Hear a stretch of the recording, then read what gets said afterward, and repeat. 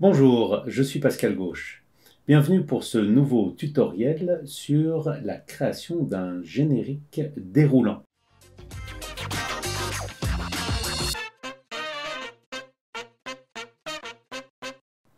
Et oui, sur Premiere Pro, aussi étonnant que ça puisse paraître, il n'y a pas dans les modèles d'animation graphique un générique déroulant tout simple, celui qui monte comme ça, tout bête. Et il n'y en a pas, il faut se le fabriquer et il faut se le sauvegarder. Alors ce petit tuto est là pour nous aider à le fabriquer. Allons-y. Donc là, je suis dans mon projet Premiere, je suis, vous voyez, sur mon espace de travail montage, parfait. J'ai mis une petite vidéo qui vient de Pixabay, comme d'habitude, et sur laquelle, donc, il y a hop, un petit travelling comme ça vers l'avant, c'est très bien. Et je vais mettre dessus, donc, mon générique déroulant. Alors, comment ça se passe? Eh bien, pour créer un titre, déjà, je vais tout de suite, c'est mon habitude, souvenez-vous, il faut aller tout de suite dans les espaces de travail qui correspondent aux tâches que vous êtes en train de faire. Là, en l'occurrence, c'est l'espace de travail image que j'ai transformé et que j'ai appelé titre, parce que pour moi, ça a plus de sens. Et je me suis créé mon espace de travail où j'ai cliqué droit dessus pour rétablir la disposition enregistrée. Et voilà mon espace de travail avec mes options d'effets qui sont ici, mon panneau d'objets graphiques essentiels qui est là et sur lequel je vais pouvoir donc travailler. Ensuite, j'ai mes outils qui sont ici et je vais donc utiliser l'outil texte pour faire mon menu déroulant. Pour faire mon menu déroulant, je vous rappelle qu'il y a deux possibilités en fait de créer un calque de texte. Là, je viens de cliquer et je glisse pour me fabriquer ce que j'appelle une boîte de texte. Les graphistes appellent ça une zone de texte.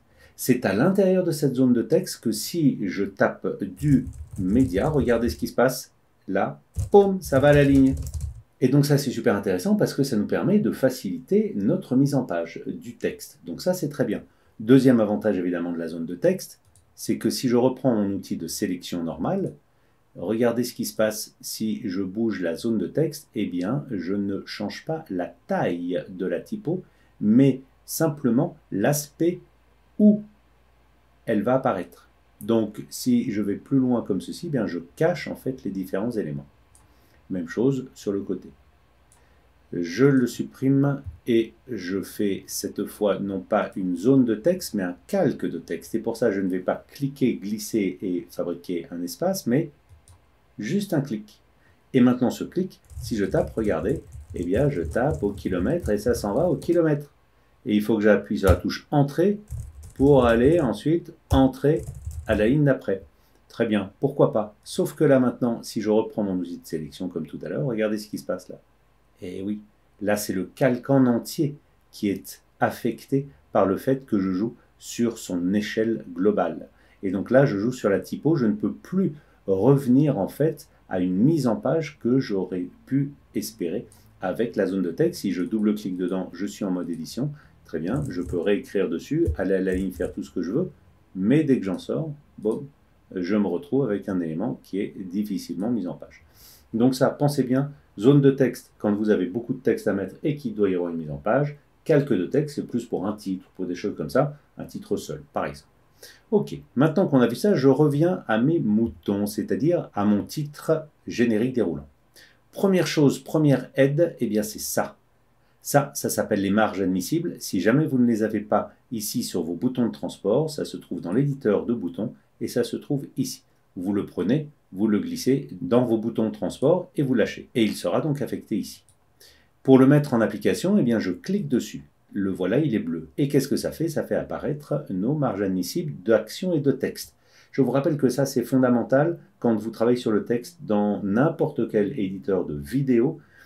Et ce sera la même chose si vous travaillez sur Photoshop et que vous donnez à quelqu'un des documents Photoshop pour qu'il puisse travailler en vidéo. Prenez les formats qui existent préconfigurés en film et vidéo et vous aurez des repères qui existeront sur Photoshop et qui seront faits pour vous avec les marges admissibles. Donc en gros, pour simplifier, le rectangle intérieur signifie que c'est la marge admissible de texte.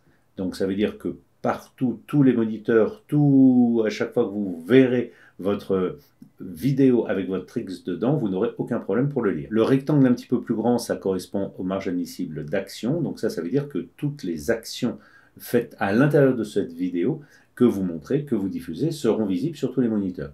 Et à l'extérieur, on n'est pas certain de voir l'action ni le texte. Tout ça nous renvoie à l'époque où il y avait des tubes cathodiques et dont les bords étaient arrondis. Et donc l'action, c'est-à-dire la vidéo, était pourrie sur les bords puisque c'était complètement déformé. Et le texte pouvait subir, puisqu'il y avait un très légèrement bombement ventru, un petit élément un petit peu gonflé, je dirais, de ces vieux tubes cathodiques. Et donc les formes des lettres pouvaient être un petit peu abîmées si on allait un petit peu trop sur l'extérieur. D'où ça. Et ça reste absolument comme une norme à respecter. Hein, faites bien attention à ça, c'est vraiment important. Partant de ce principe-là, eh bien, je vais créer avec mon outil texte une boîte de texte. Et cette boîte de texte, vous voyez que je la prends et je la dessine sur cette première partie dans ma zone de texte admissible. Je vais aller chercher du texte que j'ai mis dans ce document Word. Vous voyez que c'est extrêmement succinct comme information. Mais donc voilà, ça va nous suffire. Je sélectionne ce texte, commande ou CTRL-C. Je vais à l'intérieur de mon texte, ici, de ma zone de texte, et commande V, et boum, ça m'a créé mon texte. J'ai mon calque qui est ici, de texte, et dans lequel j'ai donc l'ensemble de l'information. Et là maintenant, bah ok, très bien, qu'est-ce qui se passe? Et bah si je lis, il ne se passe pas grand-chose, et pour cause, pour le moment, bah, ça n'a rien de déroulant. Alors, pour faire ça en tant que déroulant, il y a deux possibilités. La première, ce serait de créer une animation avec la position. Donc en gros, je me mets ici, je mets ça en... Je vais l'agrandir un petit peu en temps, comme ça on aura un petit peu plus de temps pour le voir, voilà. Donc je me mets sur la position et je crée une première image clé de position au début et une image clé de position vers la fin, très bien. Sachant qu'au début, eh bien, je veux que mon texte soit en bas, et à la fin, je veux que mon texte soit en haut.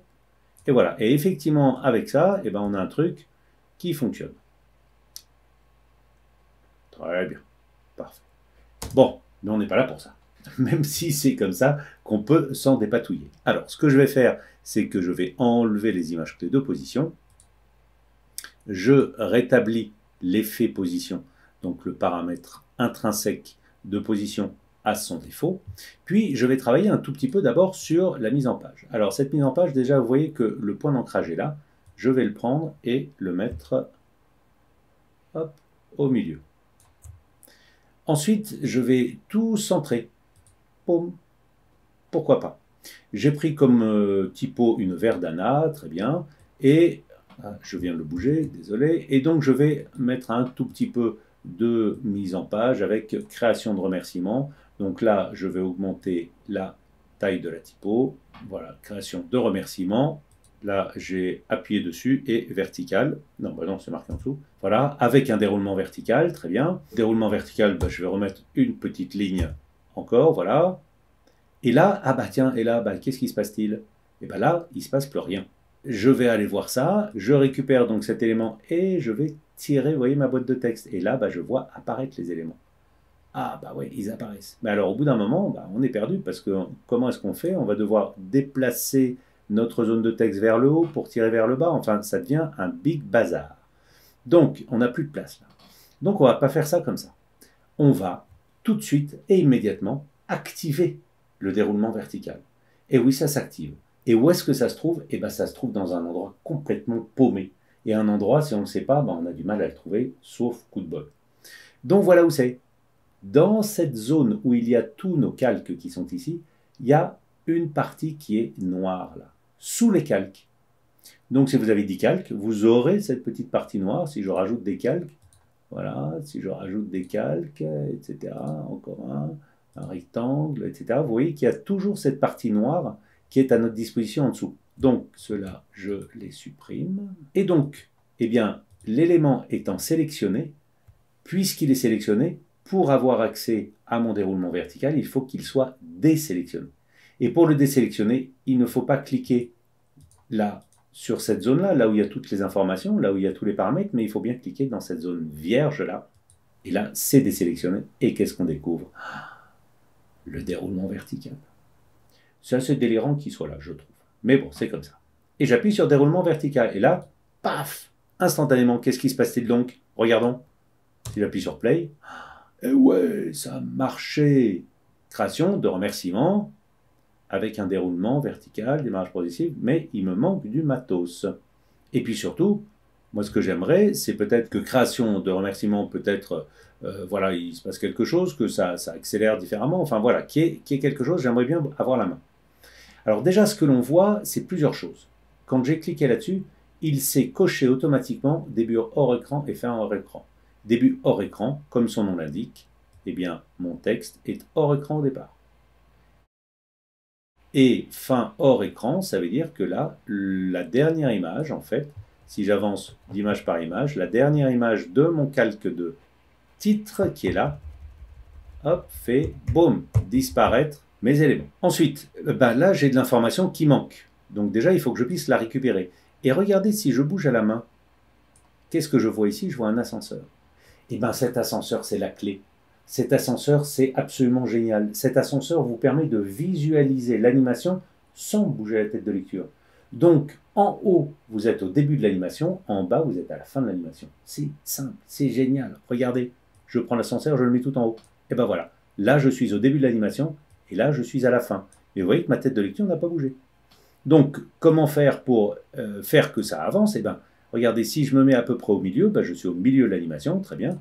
Et là, si je veux récupérer de l'information en dessous, c'est-à-dire le texte qui manque, j'ai cliqué une fois sur mon calque, il est devenu sélectionné, j'ai ma zone de texte, et là, je peux la tirer. Et ouais, et là, tout commence à réapparaître. Et je vois bien qu'à la fin, eh bien, je suis, hop, toujours hors champ. Et c'est normal, c'est ce que je lui ai demandé.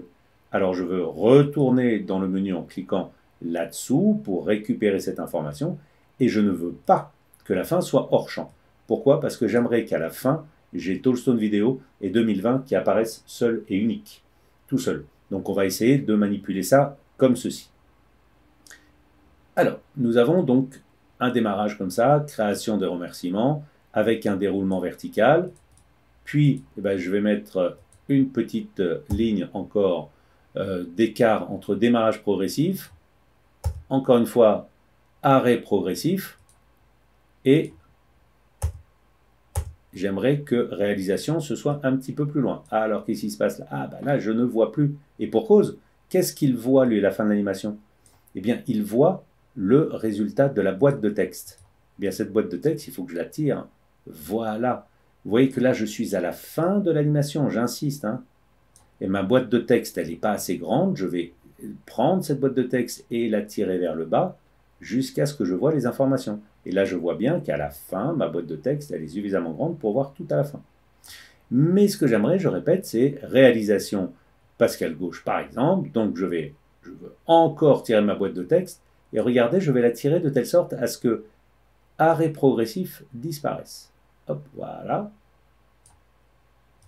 Je double-clique pour éditer et je vais pouvoir descendre. Réalisation Pascal Gauche. Voilà, donc ça va arriver à peu près au centre. Voilà. Et puis j'aimerais ensuite continuer, c'est-à-dire que voir Tollstone Vidéo qui va arriver après et qui s'arrêtera en plein centre. Vous voyez, là je tire, je suis en bas, je tire ma boîte de zone de texte et je vois quand est-ce que, voilà, Pascal Gauche sort, et là, très légèrement bougé, voilà, et là, je vais descendre ici, et je vais baisser la taille de la typo, là, voilà. Donc je choisis une verdana, c'est tout bête, le but n'est pas de faire la mise en page, mais c'est juste pour vous montrer comment ça marche. Donc là, si je fais un petit play, avec la barre espace, nous avons création de remerciements, avec un déroulement vertical, démarrage progressif, arrêt progressif, réalisation Pascal Gauche, Tollstone Vidéo 2020. Bon, donc, et le 2020, vous voyez qu'il s'arrête, il disparaît au moment où il arrive au centre. Très bien, donc il y a plein de choses qui ne me vont pas. Premièrement, je refais donc la lecture. J'aimerais que arrêt progressif disparaisse, vous voyez, complètement avant que réalisation ne soit là. Donc, arrêt progressif doit disparaître. Je reclique dedans et voilà, je mets des lignes supplémentaires. Comme ça, arrêt progressif disparaît et réalisation apparaît. Maintenant, je vais à la fin de mon animation et là, je vois que j'ai toujours plus en fait d'informations. Donc, je retire sur ma boîte de texte. Donc là, je me mets de telle sorte à ce que Pascal Gauche ait disparu et je rajoute des retours chariot pour descendre Toolstone Vidéo. Je reprends. Donc, comme vous le voyez, hein, il n'y a pas de miracle. Tout se fait à la mano. Absolument tout se fait à la mano. Vous êtes obligé de le faire à la mano. Il n'y a que comme ça que ça fonctionne. Donc, de proche en proche, si vous rajoutez des lignes, eh bien, vous tirez votre boîte de texte à la fin pour que ces lignes réapparaissent. Maintenant, regardons ce que ça donne. Création de remerciements avec déroulement vertical, démarrage progressif, arrêt progressif, ça disparaît. Réalisation Pascal Gauche, ça disparaît. Et Toolstone Vidéo qui disparaît en plein milieu. Alors ça, c'est encore pas tout à fait ce que je veux. Donc maintenant, j'aimerais lui donner un comportement différent à cet élément. D'abord, si jamais je voulais faire, donc en cliquant ici, comme je l'indiquais au départ, démarrage progressif. Ah, démarrage progressif. Eh bien, le démarrage progressif, vous l'avez ici. Ça, c'est le pré-roll et le post-roll, le progressif et le dégressif. Alors, ça veut dire quoi? Eh bien, ça veut dire que le pré-roll, pensez à chaque fois qu'il y a pré-roll que c'est avant le roulement. Ça se déroule. C'est avant le roulement. Moyen mnémotechnique, très simple, je suis fainéant, je vous le rappelle. Donc, le pré-roll, c'est avant le roulement. Donc, qu'est-ce qui se passe avant que ça commence à rouler? Donc, avant le démarrage. Qu'est-ce qui se passe? Là, c'est le temps d'attente qui se passe avant le démarrage. Eh bien là, en pré-roll, je vais laisser 0. Ça veut donc dire que ça va démarrer tout de suite. Et pour cause, puisque je vous rappelle que le début est hors écran. Donc je ne veux pas qu'il attende sous l'écran, ça ne sert à rien qu'il attende sous l'écran, puisque ça va dérouler et donc forcément apparaître tranquillement. Le post-roll, lui, quant à lui. Ah, là, ça devient intéressant. Le post-roll, c'est après le roulement. Donc, qu'est-ce qui se passe une fois que ça a fini de dérouler? Eh bien, combien de temps il va rester sur place, puisque je veux qu'il reste apparent pendant un petit moment, mon Toolstone Vidéo 2020, eh bien là, je vais lui dire, OK, là, je veux que ça reste, par exemple, 3 secondes à l'arrêt. Donc 300, je vous rappelle, 3 secondes, 3, 0, 0, image. Regardons ce que ça donne maintenant. Là, vous voyez que c'est un tout petit peu accéléré.